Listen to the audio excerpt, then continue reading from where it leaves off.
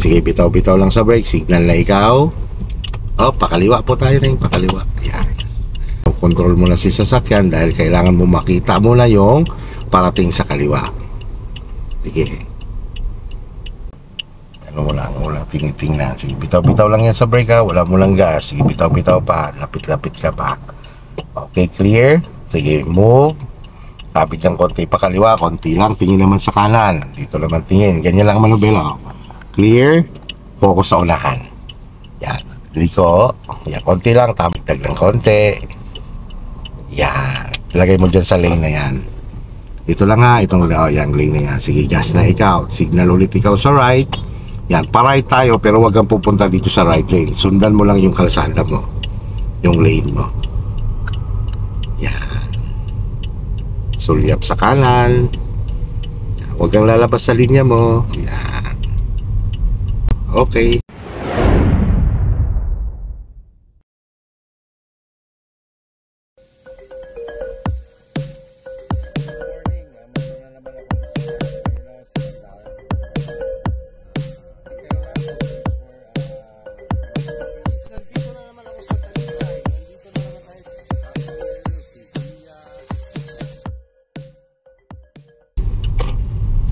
Pwede ka na magdagdag ng speed. So hanggang 40 lang muna tayo na. Malayo lang ang tingin sa kalsada. Sulyap-sulyap lang sa mga side mirror.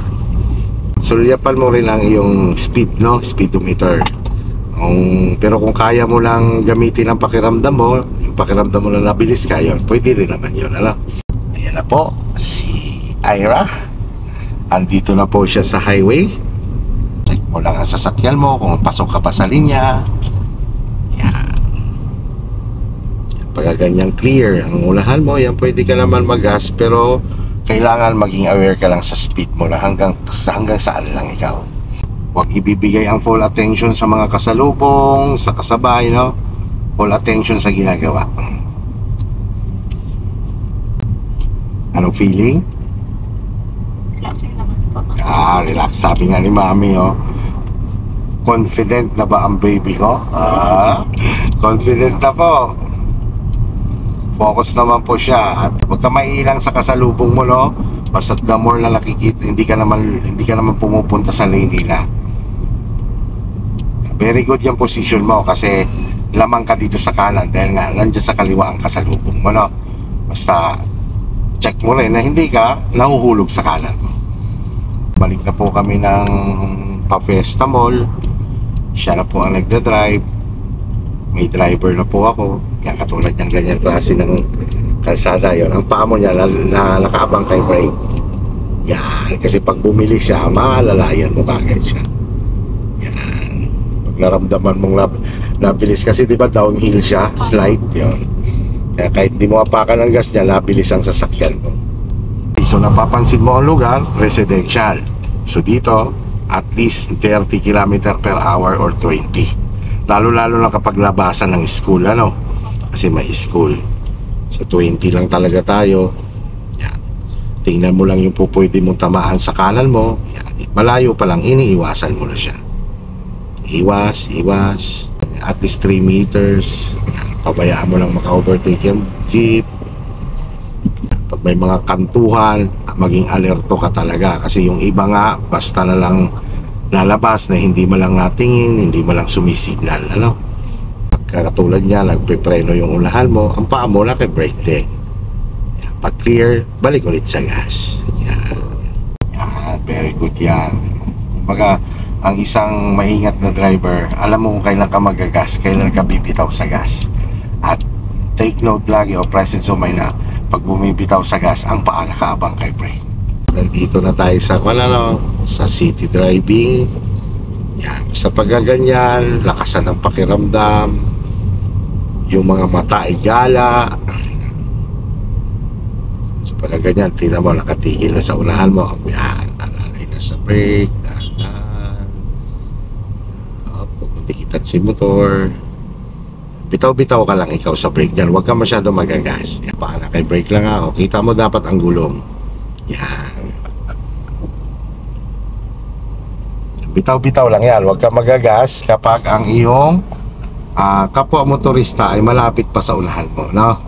Kasi si automatic naman nagalaw naman yan. Bitaw-bitaw lang yan. At least mga isang sasakyan o dalawang sasakyan ang nasa unahan mo ang pagitan, pwede ka magagas na unti-unti mas nagmumove na yung unahan mo, ano? Pero pag ganyan, stop and go, bitaw-bitaw lang ikaw sa brake yan. Bitaw lang, huwag mo intindi ng pagbusiyaw kasi ikaw ng konti. Igas, tuloy-tuloy naman sa gas. Tingnan mo naman ang gilid mo na hindi ka natikit. Balik ulit sa brake. Yan, malayo pa lang nag-a-apply ka para smooth landing, no? Yan, galing, di ba? Yan. Ganyan yung nabusina na ganyan, huwag mo intindihin yan. Focus ka lang sa ginagawa mo, diyan ka lang mag-focus. Huwag kang tumingin dito, no? Kasi masisira ka niya eh. Focus ka lang sa unahan mo. Nandito na tayo sa bypass. Tuloy-tuloy lang ikaw sa gas. Nandito na sa bypass si Ira. Okay, so itong kalsada na to papuntang Balete, yun naka-hazard dyan, slow down, tingin sa kaliwa, iwas, iwas. Yan ay mag-a-adjust naman yan sa'yo, balik ka lang. Yan. Sa pagkaganon, unang titignan lang kaliwa, kasi yun lang iiwasan mo. Tapos yun, pag clear, speed up, yung parating, mag-a-adjust yun sa'yo, no? Huwag kang matakot sa ganon. Pwede mong pitikan sila ng ilaw, yung passing light, pwede mo rin businahan. Okay, so yun, aware ka lang sa speed mo dito kasi ito medyo slight downhill pa lang tayo, pero bandang dulo ito na yung ma-experience mo dyan, yung mga zigzag na downhill, ano? Yun naman, focus ka lang sa unahan, sa guhit. Pag nasa downhill ka na, ang diskarte lang doon ay kontrolin mo ang galaw or pagbulusok ng sasakyan. Ganyan may na-overtake yan, kaya slow down lang. Ramdamin mo ang iyong sasakyan. Wala rin sa brake, tama. Yan. So, sa madalit sabi, huwag masyadong mag-focus sa pagdidiin ng gas, ano? Talagang kung magagas ka, talagang swabe lang. Ramdamin mo talaga ang galaw na yun sa sasakyan. Kasi yung sasakyan mo na yun, nakadepende yan sa movement mo, no? Yan, may school. Alalay ka ulit. Kailangan bawas ka sa speed, at least 20 km per hour kapag school. Yan. Bitaw lang mula sa brake, huwag mo lang magagas ng sobra. Yan. Kunti lang pag nagagas ka. Tingnan mo yung nagbabike. Sinahan mo lang. Pag curb ay mag-slow down. Sige, bitaw-bitaw lang sa brake. Diba, malayo pa lang, napapansin mo, curb na ulit. Malayo pa lang, slow down na, nag-a-apply ka na ng unti-unti sa brake. Pero not full stop, ha. Kumbaga, pababagalin mo lang siya para makontrol mo lang yung curb. Yan, tatalog mo lang unti, walang gas, bitaw-bitaw lang sa brake. Yan, kasi ito dyan, control, alalay si brake, alalay, yan, liko. Yan, bitaw lang si brake, bitaw si brake. Tuwid ang manobela. Yan. So pagka ganyan, nagko-curve ka, bago mag-curve, check ang gilid, focus sa unahan, no? Focus ka sa guhit. Slow down. Bitaw-bitaw lang. Pag umagal, bitaw. Focus lang sa pihit ng manabela. Yan. Yan lang naman sikreto dyan ay kukontrolin mo yung pagbulusok mo. Yan naman, manage mo din ang manabela ng ayos yan pag bumibilis. Yan. Para nakukuha mo yung alignment mo. Very good. Yan, ganyan lang. Ito lang sitwasyon ng paa mo lang, naka-brake lang. Manalay ulit. Yan. Tapos hanggat maaral mo, hindi ka lalabas ng linya mo, no? Lalo na pag-check mo, meron kang kasulod, baka mamaya tumabi sa'yo. Alalay ulit, alalay. Huwag mo siyang kukunin sa bilis ng manabela. Kailangan kontrolin mo ang galaw ng sasakyan. Yan. Kasi pag kinontrol mo yan, mamamanage mo yung pihit ng manibela mo. Pero kung mabilis ang galaw ng sasakyan mo, pandalas din yung kamay mo sa manibela, no? At subukan mo, kontrolin mo siya pag kumukurba ka. Wala namang nagda-downhill na kailangan mabilis na mabilis. Kailangan kontrolado para safe.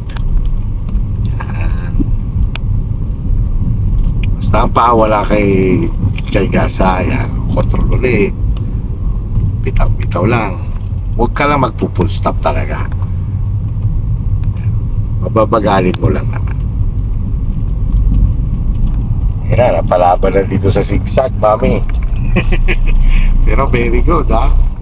Aralin mo lagi na hindi ka lalabas sa linya. Yan. Kontrolado mo lang ang sasakyan mo talaga. Ramdam mo bumibilis, alalay sa brake. Yan.